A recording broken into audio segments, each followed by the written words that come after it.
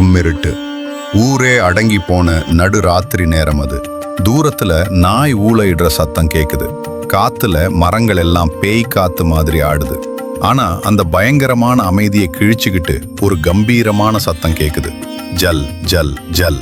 அது வேற யாரும் இல்ல, கையில் அருவாள், முறுக்கு மீசை, மிரட்டும் கண்கள், நெத்தியில் திருநீருன்னு குதிரை மேல ஏறி வேட்டைக்கு வர்ற நம்ம காவல் தெய்வம் கருப்பணசாமி. இவரை பார்த்தா ஒரு பக்கம் பயம் வரும், இன்னொரு பக்கம் நம்ம சாமி நம்மளை காப்பாத்துங்கிற தைரியம் வரும். நீ நம்பி வந்தா நான் தாயா இருப்பேன், வம்பு பண்ணா யமனா இருப்பேன்னு சொல்ற தெய்வம் இவர். இன்னைக்கு நம்ம பார்க்க போறது சாதாரண கதை இல்ல, இது நம்ம முன்னோர்கள் ரத்தத்துல ஊறி போன ஒரு வீர வரலாறு. இந்த கருப்பசாமி எப்படி பிறந்தார் தெரியுமா? திரேதா யுகம் அது. சீதாதேவி கர்ப்பமா இருந்த நேரம். ராமபிரான் சீதையை காட்டுக்கு அனுப்பி வச்சிருந்தாரு. வால்மீகி முனிவரோட ஆசிரமத்துல தான் சீதை தங்கி இருந்தாங்க. அங்கே அவங்களுக்கு ஒரு அழகான ஆண் குழந்தை பிறந்தது. அந்த பையன் பேரு லவன். ஒரு நாள் சீதை ஆத்துக்கு தண்ணி எடுக்க போறாங்க. அப்போ தொட்டில்ல தூங்கிட்டு இருந்த லவனையும் இடுப்புல தூக்கிட்டு போயிட்டாங்க. ஆனா இத கவனிக்காத வால்மீகி முனிவர் கொஞ்ச நேரம் கழிச்சு வந்து பாக்குறாரு. தொட்டிலில் குழந்தையை காணோம். முனிவருக்கு நெஞ்சு பக்குன்னு ஆகிடுச்சு. ஐயோ, காட்டு மிருகம் ஏதாச்சும் குழந்தைய தூக்கிட்டு போயிடுச்சோ, சீதை வந்தா என்ன பதில் சொல்றதுன்னு பயந்து போறாரு. உடனே பக்கத்துல இருந்த தர்ப்பை புல்லை பிடுங்கி ஒரு மந்திரத்தை ஓதி அந்த புல்லையே ஒரு குழந்தையா மாத்துறாரு. பாக்குறதுக்கு அச்சு அசல் லவன் மாதிரியே இன்னொரு குழந்தை. கொஞ்ச நேரத்துல சீதை திரும்பி வராங்க. அவங்க இடுப்புல நிஜமான குழந்தை லவன் இருக்கிறத பார்த்துட்டு முனிவர் அதிர்ச்சி ஆகிடுறாரு. நடந்த விஷயத்த சொல்றாரு.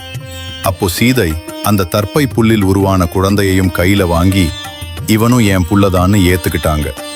தர்ப்பை புல்லில் கருப்பா உருவானதால அந்த குழந்தைக்கு கருப்பன்னு பேர் வச்சாங்க. ராமர் காட்டுக்கு திரும்பி வந்தப்போ அவரை தடுத்து நிறுத்தி போர் செஞ்சது இந்த கருப்பன்தான். எங்க அம்மாவையே காட்டுக்கு அனுப்புன நீங்க யாருன்னு அப்பாவையே எதிர்த்து நின்ன அந்த வீரம்தான் இன்னைக்கு வரைக்கும் கருப்பசாமியோட அடையாளமா இருக்கு. அதனாலதான் ராமர் நீ என் வம்சத்தை காக்கிற காவல் தெய்வமா இருப்பேன்னு வரம் கொடுத்ததா புராணம் சொல்லுது. சரி, இது ஒரு பக்கம் இருக்கட்டும். இன்னொரு பக்கம் நம்ம மதுரைக்கு கருப்பசாமி எப்படி வந்தார்? அது ஒரு மிரள வைக்கிற வரலாறு. கேரள தேசத்துல இருந்து மிகப்பெரிய மாந்திரீக சக்தி கொண்ட 18 மந்திரவாதிகள் கிளம்புறாங்க. அவங்க நோக்கம் என்ன தெரியுமா? மதுரையில இருக்கிற அழகர் கோவில் சொத்தையும் அந்த அழகர் சிலையையும் திருடிட்டு போகணும். அந்த 18 பேரும் சாதாரண ஆளுங்க இல்ல, கூடு விட்டு கூடு பாயிர வித்தையெல்லாம் தெரிஞ்சவங்க.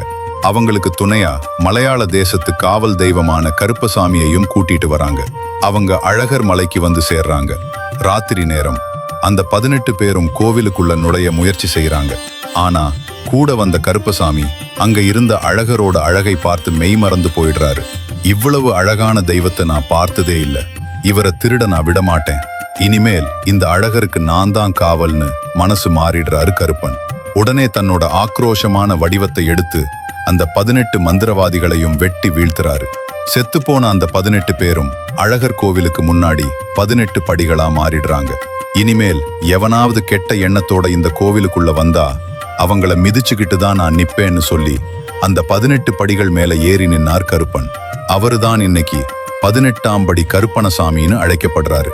அழகர் எப்போ ஆற்றில் இறங்கினாலும் கருப்பசாமி அனுமதி கொடுத்தாதான் அழகரே நகருவாரு. கருப்பசாமில பல வகை இருக்கு. பெரிய கருப்பன், சின்ன கருப்பன், சங்கிலி கருப்பன், ஆகாய கருப்பன், கோட்டை கருப்பன், இப்படி ஒவ்வொரு ஊருக்கும் ஒவ்வொரு பேர். அதுல இந்த சங்கிலி கருப்பன் இருக்காரே, அவர் ரொம்ப பயங்கரமானவர். அவரை சும்மா திறந்து வைக்க மாட்டாங்க. கோவில்ல எப்பவும் சங்கிலியால கட்டி தான் வச்சிருப்பாங்க. ராத்திரி 12 மணிக்கு மேல அந்த சங்கிலி ஆடுற சத்தம் கேட்கும்னு கிராமத்துல சொல்லுவாங்க. கருப்பசாமியை கும்பிடுற முறை கூட ரொம்ப வித்தியாசமானது. இவருக்கு மந்திரம் வேதம் எல்லாம் தேவையில்லை. ஒரு சுருட்டு, கொஞ்சம் சாராயம், அசைவ சாப்பாடு, இதுதான் படையல். ஏன்னா இவர் உழைக்கிற மக்களோட கடவுள். நம்ம ஊர்ல கோர்ட், போலீஸ் ஸ்டேஷன்ல தீராத வழக்கு கூட கருப்பசாமி கோவில்ல தீர்ந்துடும். எவனாச்சும் தப்பு பண்ணிட்டு நான் பண்ணலன்னு பொய் சொன்னா, டேய் நீ செஞ்சது தப்பு இல்லைன்னா இந்த கற்பூரத்தை அணைச்சு சத்தியம் பண்ணுன்னு சொல்லுவாங்க. பொய் சத்தியம் பண்ணா 30 நாள்ல ரத்தம் கக்கு சாவானுங்கிற பயம் இன்னைக்கும் இருக்கு. அதனாலதான் கல்லானாலும் கருப்பன், சொல்லானாலும் கருப்பன்னு சொல்றாங்க. இன்னைக்கு நம்ம எவ்வளவோ நாகரிகம் வளர்ந்து டவுன்ல செட்டில் ஆகிட்டோம். ஆனா இன்னைக்கும் நம்ம குலதெய்வ கோவிலுக்கு போய் அந்த பொங்கலை வச்சு கிடா வெட்டி சாமி எங்களை காத்து நில்லுன்னு கும்பிடும்போது கிடைக்கிற நிம்மதி வேற எங்கேயும் கிடைக்காது. கருப்பணசாமிங்கிறது வெறும் சிலை கிடையாது, அது ஒரு உணர்வு. நீங்க நேர்மையா இருந்தா அவர் உங்களுக்கு தோழன், அநியாயம் பண்ணா அவர்தான் முதல் எதிரி. நம்பிக்கையோட கூப்பிடுங்க கருப்பான்னு. அந்த குரலுக்கு ஓடோடி வருவார் நம்ம காவல் தெய்வம்.